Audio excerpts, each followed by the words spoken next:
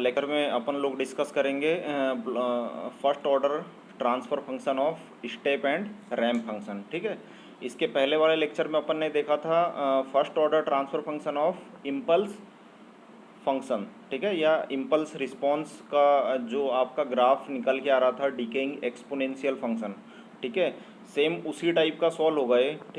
ठीक है, सिर्फ आपको एक चीज़ माइंड में रखनी है कि यहाँ पे जो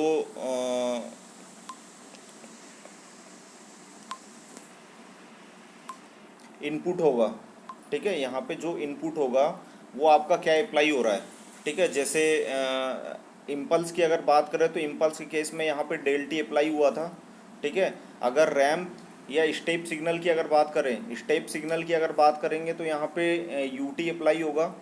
ठीक है, यू ऑफ टी। अगर रैम्प सिग्नल की अगर बात करें तो यहाँ पे T into U T apply होगा। ठीक है, अब इन तीनों फंक्शंस के आपको लाप्लास पता है कि डेल टी का लाप्लास 1 होता है, यू टी स्टेप फंक्शन का लाप्लास 1/s होता है। ठीक है, और रैम्प फंक्शन का लाप्लास 1/s² होता है। तो उसी के अकॉर्डिंग आपको सॉल्व करना है। तो ब्लॉक डायग्राम कंसीडर करते हैं, एक ब्लॉक डायग्राम ले लेते हैं। ठीक है, जिसमें इनपुट दिया हुआ है RS, उसके बाद में एक समिंग पॉइंट लगा हुआ है, समिंग पॉइंट के बाद में एक प्लांट है, प्लांट के बाद एक आउटपुट दिया हुआ है C(s). ठीक है, एंड इसमें ये जो फीडबैक है, ठीक है, ये निगेटिव फीडबैक है। ठीक है, इसी से आपके सारे डेरिवेशन निकलेंगे, चाहे वो फर्स्ट ऑर्डर का इम्पल्स हो, चाहे स्टेप हो, चाहे रैम्प हो। क्लियर है। अब इसके बाद में अगर बात करें step response of the first order control system. ठीक है, तो आपने कंसीडर कर लिया स्टेप सिग्नल। ठीक है, क्या होता है, del T R T equal to U of T.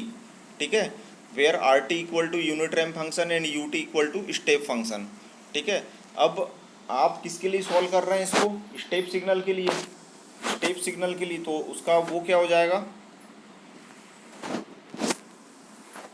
Laplace हो जाएगा 1/s।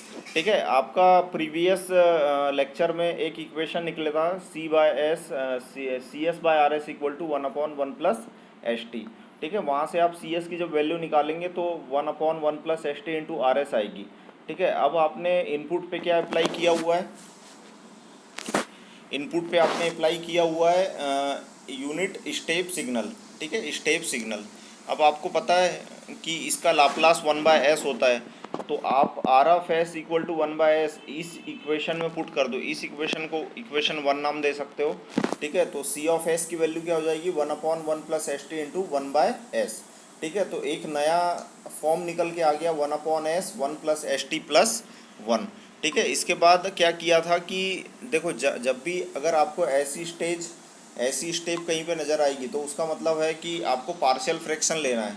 ठीक है, तो पार्शियल फ्रैक्शन लेने के लिए आपको क्या करना पड़ेगा, इसको ब्रेक करना पड़ेगा, नीचे वाली जो टर्म है, तो 1/s 1+ST। ठीक है, तो ये दो कोफिशिएंट में कन्वर्ट हो जाएगा A/s। नीचे देखो डिनोमिनेटर में दो आपको फंक्शन दिख रहा है, एक तो s वाला दिख रहा है और एक 1+ST वाला दिख रहा है। तो 1/A/s प्लस B/1+ST। ठीक है, कोफिशिएंट A और B की जब आप वैल्यू कैलकुलेट करोगे तो कुछ देखो, पार्शियल फ्रैक्शन निकालने के लिए आपको इस वाले फॉर्म में कन्वर्ट करना पड़ेगा, तभी A और B की वैल्यू कैलकुलेट होगी। ठीक है, उसके बाद में क्या करते हैं कि एक बार s की वैल्यू को आप 0 पुट कर दो। ठीक है, और एक बार s की वैल्यू को -1/ST पुट कर दो। ठीक है, तो आपको a और b की वैल्यू निकल के आ जाएगी। तो a की वैल्यू आ गई यहाँ पे 1 और b की वैल्यू आ गई -(t). ठीक है, इस वैल्यू को आप रख दो जो आपका एक नया इक्वेशन निकल के आया था a और b के फॉर्म में, ये वाला। ठीक है, इसको इक्वेशन 2 नाम दे दो। तो यहाँ पे आप a और b की वैल्यू रख सकते हो। तो a और b की जब वैल्यू आपने पुट करी तो वो यहाँ पे ये डायरेक्ट स्टेप लिख दी है मैंने। ठीक है, इन्वर्स लाप्लास लेके, तो जब आप इसका इन्वर्स लाप्लास लेंगे इस फॉर्म का इक्वेशन 2 का, तो वो कुछ ऐसा दिखेगा 1 - e⁻t/t into u of T.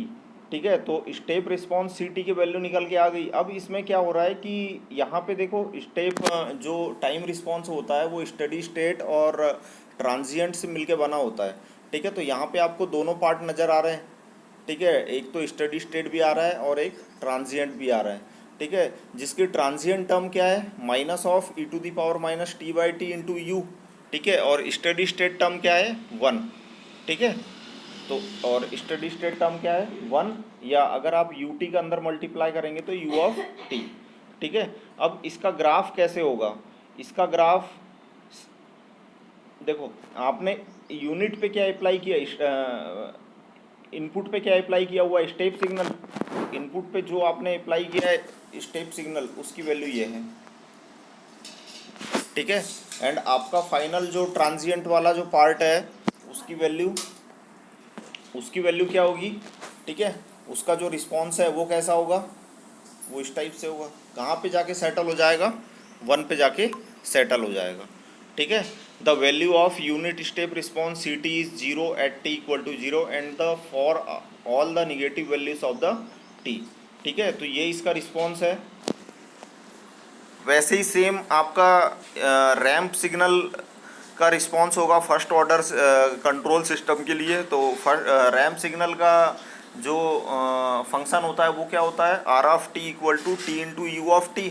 ठीक है, सेम वही प्रोसीजर अप्लाई करना है। इसका लाप्लास क्या हो जाता है, 1/s²। तो जो इक्वेशन निकला हुआ है आपका 1/1 + st, ठीक है, CS/RS, तो उसमें आप RS की जगह 1/s² पुट कर दो, तो CS की वैल्यू क्या निकल के आ जाएगी, 1/s² 1 + st। ठीक है, अभी एक नया इक्वेशन बन गया 1/s² 1 + st। ठीक है, 1/s² 1 + st।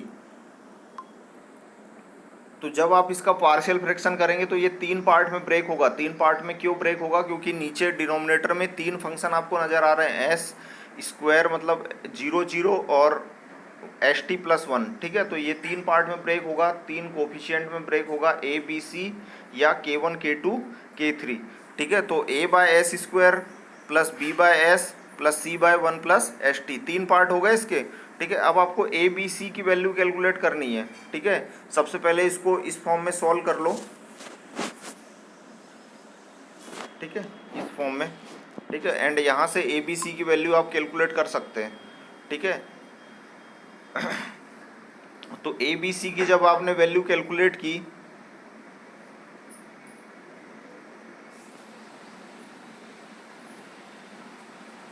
तो क्या आ गई आपके पास वैल्यू, ए की वैल्यू आ गई 1, बी की वैल्यू आ गई -t और सी की वैल्यू आ गई t²। ठीक है, इसको आप इक्वेशन में पुट करो जो आपका ए बी सी का इक्वेशन बना हुआ है। ठीक है, तो उससे सी एस का एक नया फंक्शन निकल के आ गया। ठीक है, 1/s² - t/s plus t/s plus 1/t। ठीक है, आपको रिस्पॉन्स निकालना है किसका, रैंप फंक्शन का, तो आपको लाप्लास लेना पड़ेगा। तो लाप्लास जब लोगे तो 1/s² का इन्वर्स लाप्लास क्या होता है, टी हो जाएगा, क्योंकि रैंप फंक्शन है। ठीक है, t/s का क्या हो जाएगा, 1/s का क्या होता है, 1 होता है, और t साथ में मल्टीप्लाई में तो t into 1।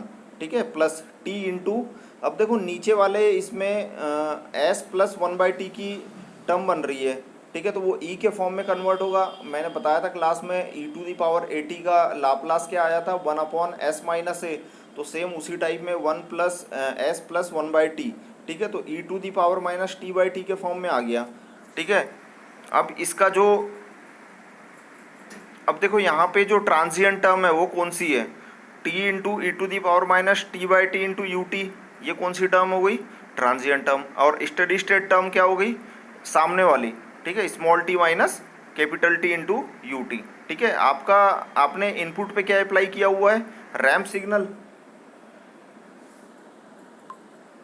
Ramp signal apply किया है, ये देखो रैंप सिग्नल। ठीक है, और आपका जो रिस्पॉन्स आएगा वो कैसा आएगा, वो इस टाइप से कुछ आएगा। क्लियर है,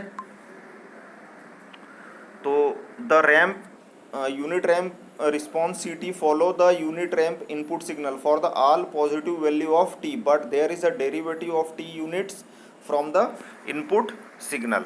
ठीक है,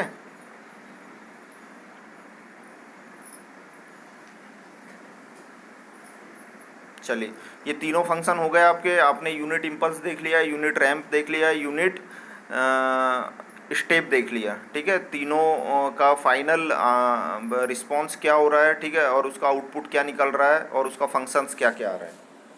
चलिए, थैंक यू।